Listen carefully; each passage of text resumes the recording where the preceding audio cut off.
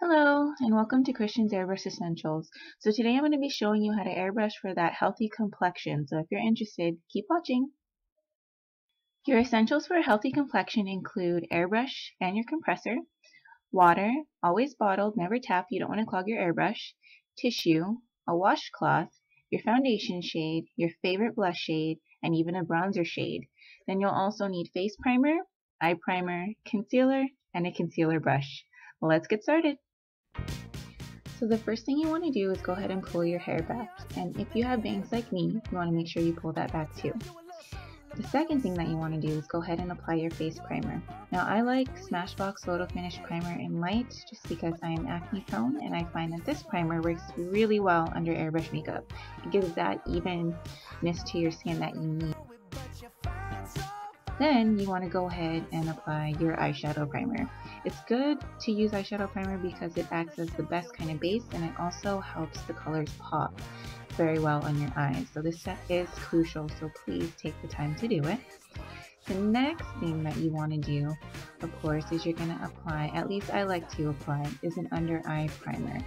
Now the under eye primer I use is from Smashbox. It's their Hydrating Under Eye Primer, and I find that it just helps my eyes. My eyes tend to be really dry underneath, and I have a hard time with concealer settling in my fine lines, so it's nice to give it an even canvas. That way when you go to put your concealers and you're spraying your airbrush, it comes out nice and beautiful. The next thing you want to do is apply your concealer. Now, you need a concealer brush for this, at least for the beginning. What I like to do is pick a concealer that's nice and creamy and provides the coverage that I like. I also use a concealer that has a very warm undertone just because my skin has a warm undertone, so it's always good to do the same as your undertone so it doesn't stand out too much. So once you apply the concealer to all your problem areas, you just want to go ahead and take the time to blend them out. And I'm just going to go ahead and speed through this because you saw how much I put on there. I have a lot of problem areas that I need to blend out.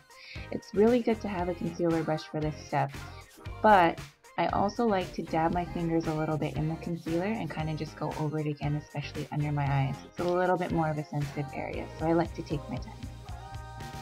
Now the next thing that I like to do, which is completely optional, you don't have to do this step if you don't need it, is just to conceal with my airbrush makeup.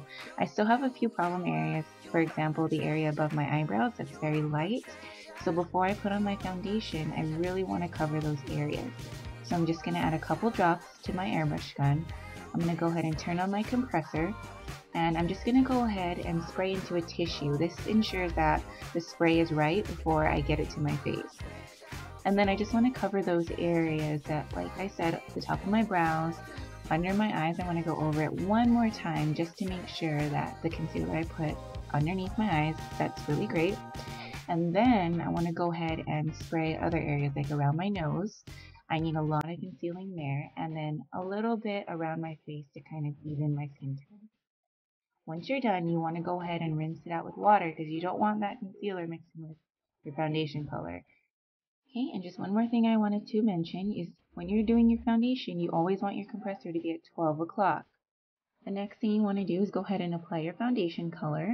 So you just want to shake it up to make sure it's mixed well, and then you want to drop about 6 to 10 drops of foundation into your airbrush gun. I like to use 6 drops just because I concealed so much that I don't feel like I need to use as much foundation, but you are free to use whatever works for you to get the coverage that you want.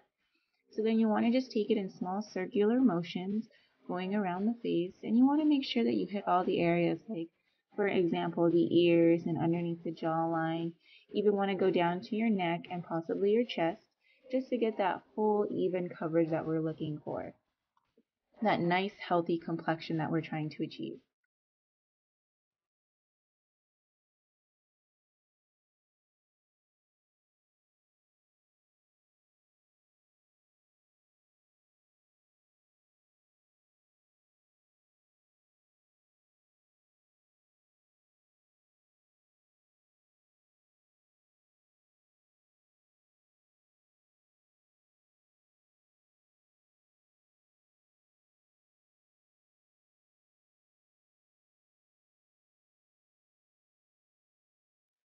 Now sometimes you'll need a little bit more, so what you want to do is just go ahead and add just a couple more drops into your airbrush gun, and then you want to go ahead and finish airbrushing your face to get that nice even complexion.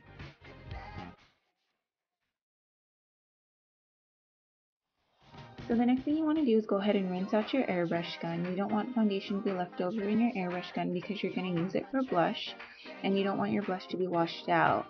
Okay? You guys still with me? I can see.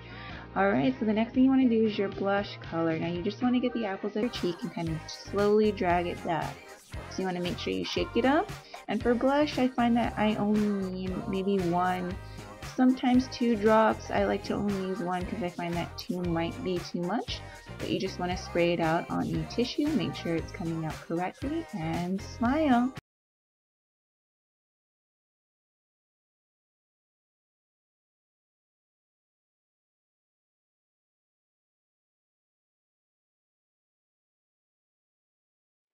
So once you're done with your blush, you want to go ahead and contour. Now this step is completely optional. I just like to contour.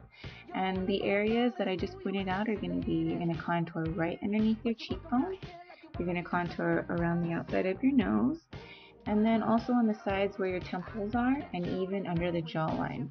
So once again, you want to shake up your makeup, make sure that it's mixing. And sometimes it does get stuck on the bottom, so where you have to like squeeze it a little. But once you squeeze it and start shaking again, you should hear the little mixing balls move around.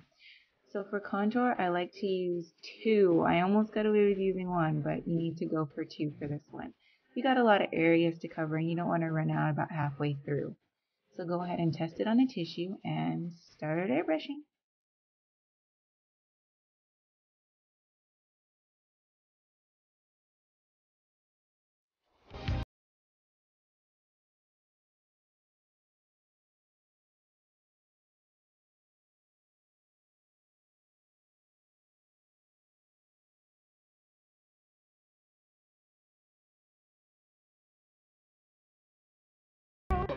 And you're done.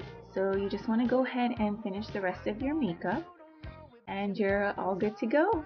Thank you so much for watching, and don't forget to like, comment, and subscribe.